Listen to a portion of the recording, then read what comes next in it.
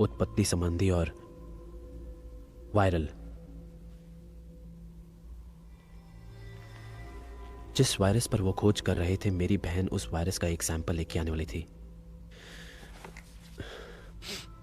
लेकिन वो यहां से बाहर कैसे निकलने वाली थी? वो किसी को जानती थी, इसी प्रयोगशाला में जिसे मैं कभी नहीं मिला। वो यहाँ के सुरक्षा कोड और योजनाओं के बारे में सब जानता था जो मेरी बहन को चाहिए था। तो वो कामयाब क्यों नहीं हुई? शायद उसने गलत लोगों पर भरोसा किया। शायद उन्होंने उसे फंसाया और खुद वायरस बेचने की ठान ली। क्या तुम्हें जरा भी अंदाजा है कि इस टी वायरस की बाजार में क्या कीमत होगी? ये तबाही मचाने के लिए? हाँ, इसी तबाही के लिए।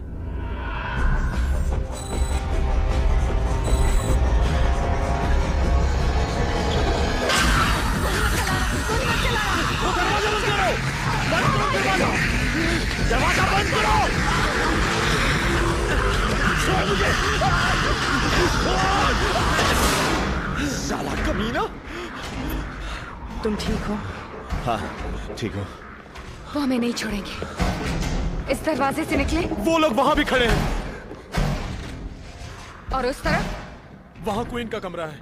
वहां से निकलने का कोई रास्ता नहीं है। तो यहीं इंतजार करें। जब तुम लोग वापस नहीं पहुंचोगे तो तुम्हारे साथी बचाने आएंगे ही। सही कहा ना? क्यों? क्या हुआ? ज्यादा वक्त नहीं है हमारे पास।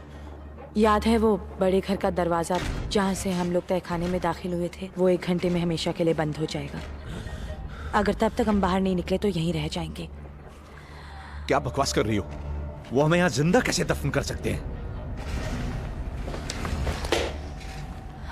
कंपनी के पास हादसे को यहीं दफन करने के अलावा और कोई रास्ता नहीं था, ताकि वायरस बाहर ना फैले। ये तुम अब बता रही हो, जब हम आधा मील जमीन के नीचे फंस चुके हैं? हमें इस कमरे से निकलने का रास्ता ढूंढना होगा। तुम क्या कर रही हो? वो मशीन कहां ले जा रही है? उस क्वीन को शुरू करने। देखो, ऐसा करना ठीक नहीं होगा। वो यहाँ से निकलने का रास्ता जानती होगी। उस वाहियात कमीनी ने मेरे साथियों को मारा है। वही वाहियात कमीनी हमें यहाँ से निकाल सकती है। हम ही लोगों ने उसे कैद किया था। तुम्हें क्या लगता है उसके बाद वो हमारी मदद करेगी? इसे शुरू करने के लिए क्या करना पड़ता है तुम जानते हो कैप्टन? हाँ। तो शुरू करो।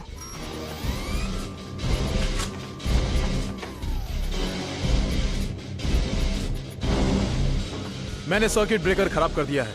इस बार अगर मैंने स्विच को छुआ तो ये बंद नहीं होगी, तबाह हो जाएगी। ये क्या? बिजली के पहले झटके से इसका बोर्ड खराब हो गया होगा। आ गए तुम लोग। लगता है हालात तुम्हारे काबू में नहीं रहे। वो स्विच मुझे दो, मैं भी उस कमीनी को ढूंढती हूँ। मैंने तुम्हें चेतावनी दी थी ना।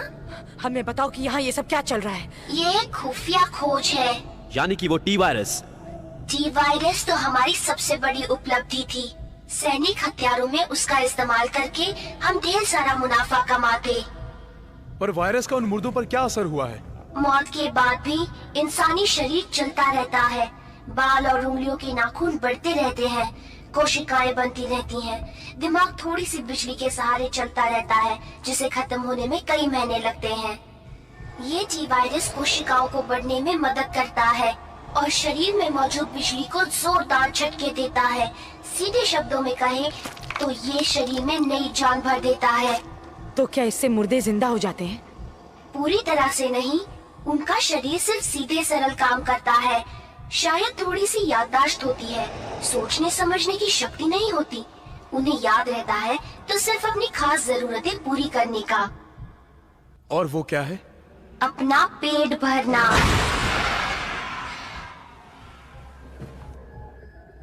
उन्हें कैसे मारा जाए? उनकी रीढ़ की हड्डी के ऊपरी हिस्से पर या दिमाग पर वार करने से वो खत्म हो जाएंगे। मतलब उनके सर पर गोली चलाए। तुमने यहाँ के सब कर्मचारियों को क्यों मारा? T virus air conditioning system के जरिए फैल गया था और लोगों में तरह तरह की तकलीफें शुरू हो गई थी। ये वायरस एक तरह से बहुरूपिया है। ये अपने आसपास के माहौल के हिसाब से अपना रूप बदल देता है।